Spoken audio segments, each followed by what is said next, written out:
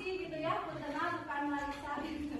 Karena kemarin lumayan padat juga dari pagi sampai sore seperti itu ya pelatihannya. Kemudian malam hari harus tugas untuk besok paginya presentasi dengan baik. Gitu ya, nanti insya Allah Marisanya mungkin menyusul kalau saya ke Garut lagi ya. Mandal ya. Oh mandal boleh. Iya seperti itu Bapak Ibu. Nah mohon maaf juga mungkin di sini saya bukan bermaksud menggurui ya, hanya ingin sekedar sharing saja atas apa yang telah saya dapatkan kemarin di pelatihan begitu. Dan saya yakin sih Bapak Ibu guru hebat di sini juga sudah apa ya molotov lah gitu namanya, sudah mengaplikasikan di sehari-hari dengan siswa gitu ya, jurus-jurus ini. Ini sebagai reminder aja artinya pengingat, karena kita kan sebagai manusia itu tempatnya lupa gitu ya. Nah, termasuk saya juga ini reminder buat diri saya pribadi. Ya baik Bapak Ibu untuk mengefektifkan waktu gitu ya. Nah jadi kemarin itu saya belajar 7 jurus. Ya yang pertama itu kenali potensi. Nah jadi itu misalnya kita melakukan tes gaya belajar dan lain-lain gitu ya, itu untuk mengenali potensi siswa. Nah jadi kita memberikan layanan pada siswa itu berdasarkan penggalian informasi dari potensi tersebut ya, jadi sistematis gitu ya penanganannya. Nah yang kedua ini adalah nih ya, ada kartunya. Jadi kemarin saya punya 7 kartu, alhamdulillah. Jadi begitu lulus 1 jurus itu dikasih kartu ini ya, ini ada kenali emosi. Nah kita akan melakukan simulasi ya Bapak Ibu supaya tidak jenuh gitu kan ya.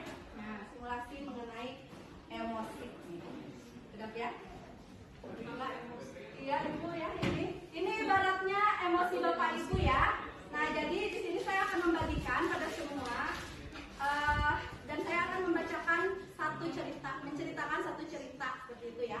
Nanti Bapak Ibu silakan bisa memperlakukan kertas ini sesuai dengan respon Bapak Ibu terhadap cerita saya. Nah bisa diremas-remas misalnya kalau lagi kesel marah ya, atau bisa dielus-elus ketika sedang merasa apa yang namanya sayang gitu ya.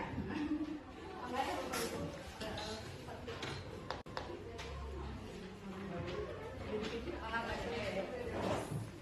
Akan ya dilampiaskan emosinya. Emosi. Kalau Pak pada dilampiaskan Pak karena kertas ya. Ini boleh ya di apapun nanti sesuai dengan cerita yang akan saya sampaikan. Mengaturnya atau apa ya. Ya silakan yang lagi emosinya mungkin.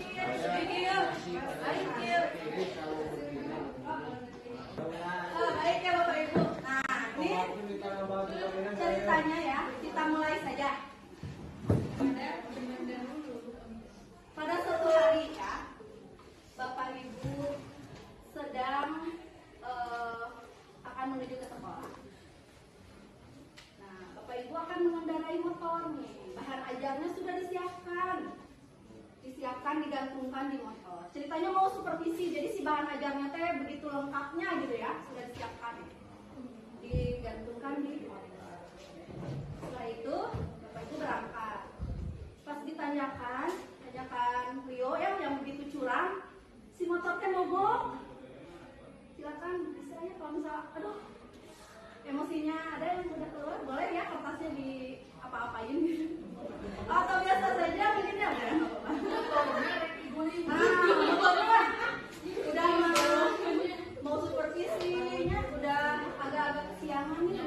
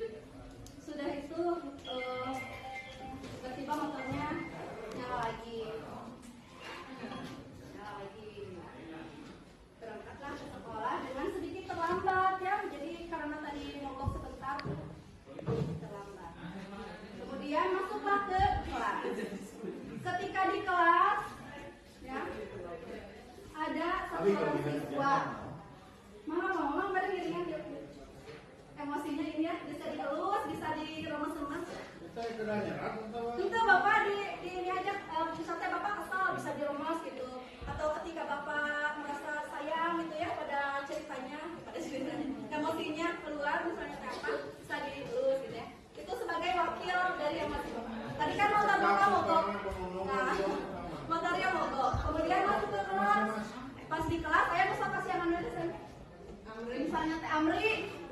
Nah, udah namanya mau supervisi nih. Wah, supervisornya udah menuju ke sana. Udah dihubungi Bu, mau supervisi. Ya, saya PTW ke kelas. Ternyata masuk. Ibu-ibu sudah mau menyiapkan bahan ajar dan bahan ajarnya itu nggak ada. Hilang di motor, kemungkinan tadi pas mogok itu jatuh atau seperti apa ya? Tahu tuh, bahan ajarnya tuh kayak Pak Dede. Nah, udah akhirnya supervisi seadanya. Dan ketika di tengah-tengah supervisi Amri masuk tok Bu, punten Abi telat ya. Nah, udah mah bahan ajarnya ada, si Amri baru dateng gitu ya. Udah weh, emosinya campur aduk. Ya udah, dipersilakan Mak Amri masuk duduk. Kemudian berjalan lagi supervisi, ada yang tutup lagi pintu, ya udah ditutup lagi si Pak Dede. Tutup lagi, itu siapa lagi? Ternyata Om Cecep. Cecep membawa bahan ajar. Bapak Ibu, Bu, iya cenah. Bu, mau bertanya dulu. Ah, iya, boleh. Ini Bu, kalau misalkan guru lagi di dalam kelas nih, lagi semangat-semangatnya menjelaskan tentang materi yang diajarkan. Ya. Kemudian anak itu ya tidak pernah atau tidak mau untuk mendengarkan atau menjalankan fungsinya sesuai dengan apa yang harusnya kan anak itu saat di kelas itu kan harus mendengarkan, kemudian matanya melihat, pikiran juga melihat kan gitu, melihat ke depan, fokus. Nah itu yang terjadi dalam kelas itu sendiri. Sehingga pada saat guru ingin meyakinkan Ya memang hal seperti itu sering terjadi ya Pak ya, dan sangat menguji emosi kita nih, harus seperti apa gitu. Nah itu tingkat emosinya dulu apakah dibenarkan sesuai atau memang menyalahi. Nah, jadi tadi kembali Pak, mungkinnya kalau sepengetahuan saya ke jurus pertama Pak, jurus pertama itu kan kenali potensi Pak. Nah ada memang murid itu cenderung yang banyak bergerak, tidak betah mendengarkan. Nah kita bisa cek Pak, itu si gaya belajarnya apa? Oh ternyata dia kinestetik. Nah mungkin itu akan balik lagi ya Pak ke kita bagaimana kinestetik Pak. Jadi dia senangnya itu praktek Pak, sana mendengarkan, ada apa yang seperti itu. Nanti mungkin bisa ya BK merekomendasikan ada nanti hasil belajarnya itu Pak. Mungkin kembali lagi tuh ke jurus satu yang tadi, jurus kenali potensi.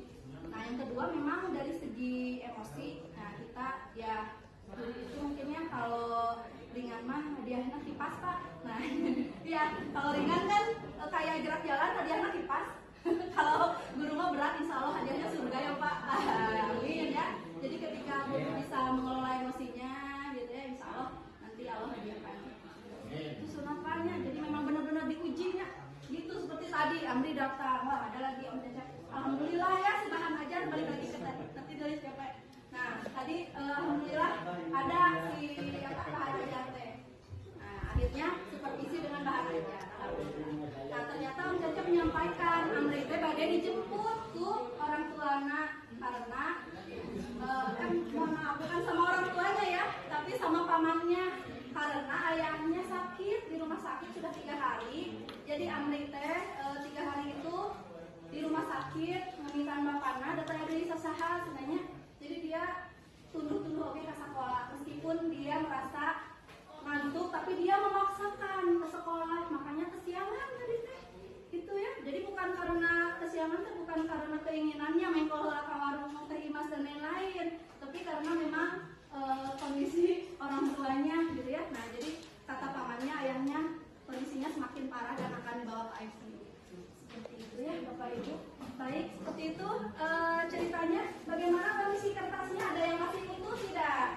Ibu aman. Nah, Ibu yang aman bagaimana tanggapannya? Apa? Pesawat. Aman itu. Pas lagi mogok. Pesawat kita ada baik aman ya. Ada yang aman lagi nggak selain Ibu? Pesawat. Pada udah jadi pesawat. Pas mogok motor mana? Emang ayah pesawat Ya, ya? jadi kreatif kayak gitu jadi pesawat. Mau ayah pesawat, Pak? Bagaimana Ibu? Kenapa Ibu emosinya bisa mengendalikan kan? Pak Dede ayah tingkat tinggi. Dengan Yang kesalahan ngabudi ke sekolah. terjadi. Bagaimana Bu? Mimpi kali.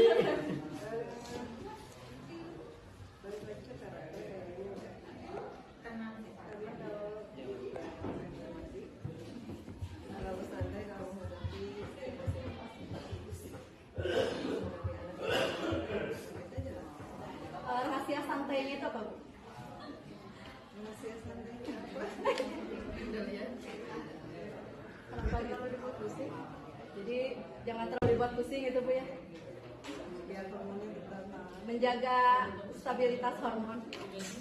Ada yang agak sedikit kusut atau kusut banget? Coba ada yang mau menanggapi siapa? Bu Eliawati, bagaimana Bu tanggapannya?